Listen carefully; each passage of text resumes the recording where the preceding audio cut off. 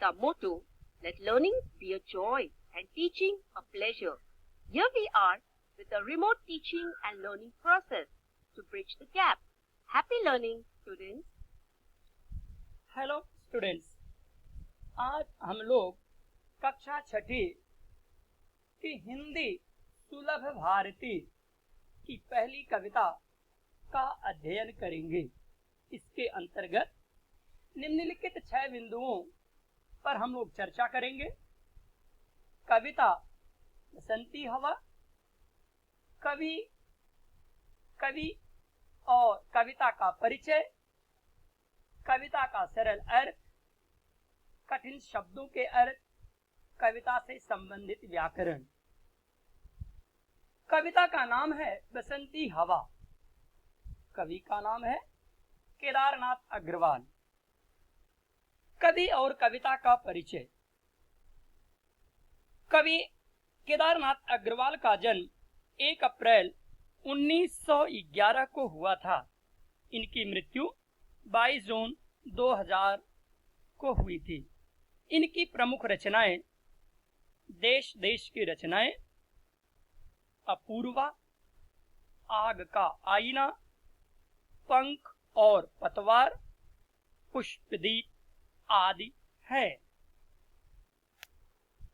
इस कविता में कवि ने मस्ती भरे शब्दों द्वारा हवा की अठखेलियों का वर्णन किया है।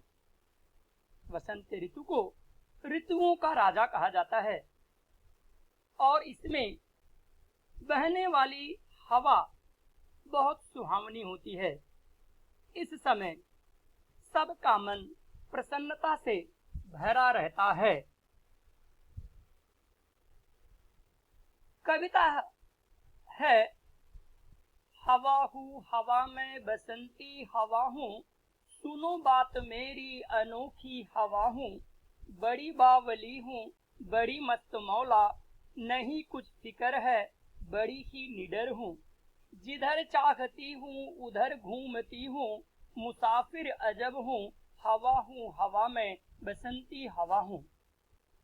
प्रस्तुत कविता में कवि ने बसंती हवा की अठखेलियों का वर्णन करते हुए कहते हैं कि यह बसंती हवा कहती है कि मैं बसंती हवा हूं और सभी मेरी बात को ध्यान से सुनिए। क्या कहती है? कहती है कि अनोखी हवा हूं, मैं एक निराली हवा हूं। अनोखी में निराली। बड़ी बावली हूं। फिर अपने आप को कहती है कि मैं बड़ी बावली हूं, मैं बड़ी सीधी साधी हूं, बड़ी मस्त मौला। और कहती है कि मैं बड़ी मनमौजी हूं, नहीं कुछ फिक्र है बड़ी ही निडर हूं। कहते हैं मुझे किसी प्रकार की कोई फिक्र, कोई चिंता नहीं है और मैं बड़ी निडर हूं। मुझे किसी प्रकार का कोई डर नहीं है। जिधर चाहती हूँ उधर घूमती हूँ। मैं इतनी निर्भीक हूँ, इतनी निडर हूँ कि मैं जिधर चाहती हूँ स्वतंत्र रूप से मैं उधर घूमती रहती हूँ।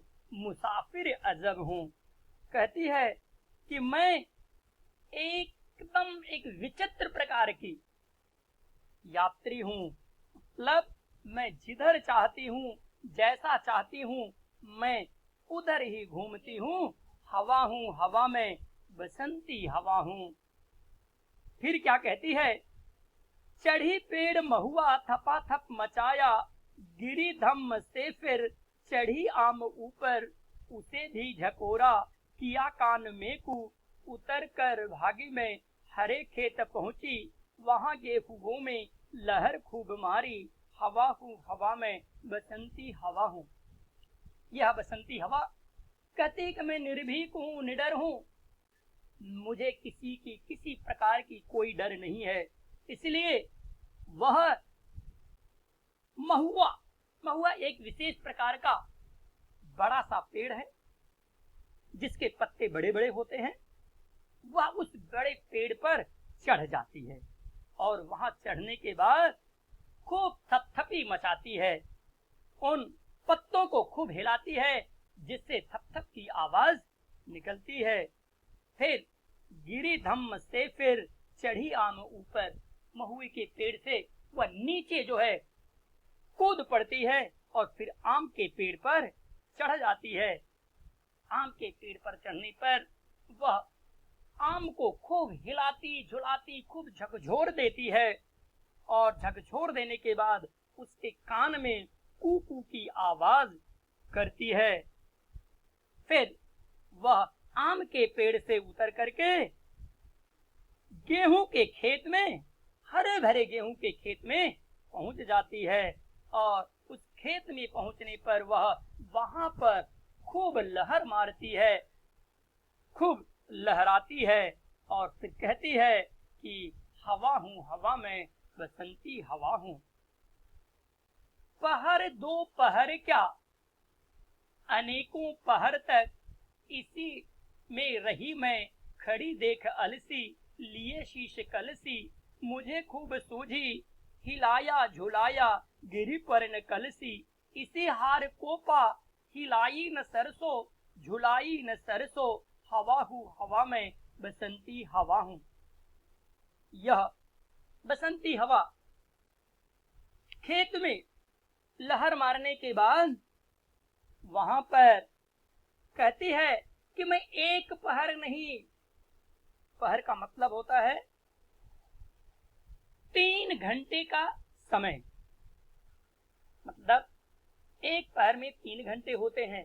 कहती है पहर दो पहर क्या, मैं एक पहर नहीं, 2 पहर नहीं, बल्कि अनेकों पहर तक मैं इसी गेहूं के खेत में पड़ी रही।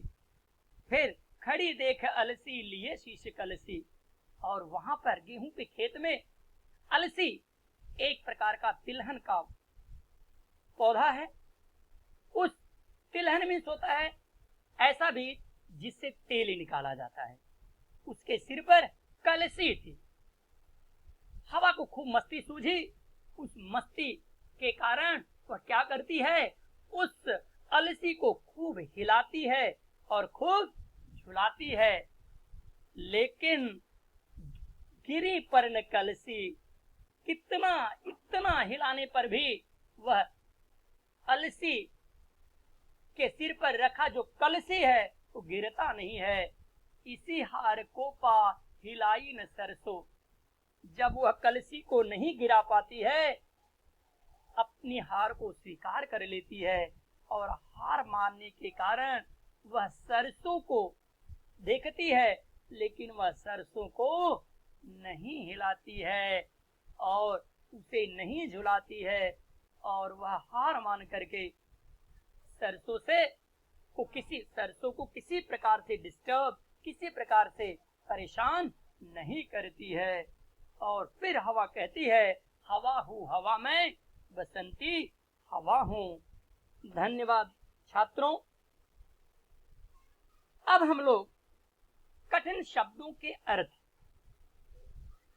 को पढ़ेंगे। इस कविता में कुछ कठिन शब्द के अर्थ है। बसंती, बसंती का मतलब होता है बसंत ऋतु की, अनोखी, निराली। बावली, सीधी साधी। मस्त मौला, मनमौजी। फिकर, चिंता। निडर, निर्भीक। मुसाफिर, यात्री। अजब, विचित्र। महुआ, एक प्रकार का बड़ा पेड़। थपा थप, थपकी देना।